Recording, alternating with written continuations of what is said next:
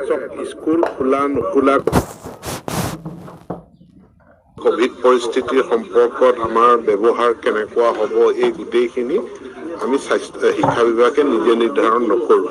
সেইটো স্বাস্থ্য বিভাগ আৰু দুৰ্যোগ ব্যৱস্থাপনা বিভাগ তেওঁলোকে আমাক সময়ে সময়ে যি নীতি নিৰ্দেশনা দিয়ে, SOP দিয়ে, সেই SOP মতে আমি কাম কৰোঁ। গতিকে সামগ্ৰিকভাৱে এতিয়া যিখন SOP প্ৰৱৰ্তন কৰিছে সেইমতে ক্লাছ 8ৰ পৰা তললৈ স্কুলসমূহ বন্ধ ৰাখিছে। কিন্তু আমি সুধিছোঁ 1-2 তাৰিখে আকৌ এখন SOP ওলাব।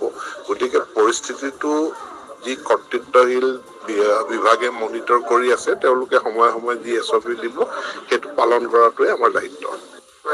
স্কুল খোলা নোখোলা কোভিড পৰিস্থিতিৰ সম্পৰ্কত আমাৰ ব্যৱহাৰ কেনেকুৱা হ'ব এই গোটেইখিনি আমি শিক্ষা বিভাগে নিজে নিৰ্ধাৰণ নকৰোঁ। সেইটো স্বাস্থ্য বিভাগ আৰু দুৰ্যোগ ব্যৱস্থাপনা বিভাগ তেওঁলোকে আমাক সময়ে সময়ে যি নীতি নিৰ্দেশনা দিয়ে, SOP দিয়ে, সেই SOP মতে আমি কাম কৰোঁ। গতিকে সামগ্ৰিকভাৱে এতিয়া যিখন SOP প্ৰৱৰ্তন কৰিছে সেইমতে ক্লাছ 8ৰ পৰা তললৈ স্কুলসমূহ বন্ধ ৰাখিছে। কিন্তু আমি সুধিছোঁ 1-2 তাৰিখে আকৌ এখন SOP ওলাব। গতিকে পৰিস্থিতিটো যি কৰ্তৃত্বশীল বিভাগে মনিটৰ কৰি আছে, তেওঁলোকে সময়ে সময়ে যি SOP দিব সেইটো পালন কৰাটোৱে আমাৰ দায়িত্ব।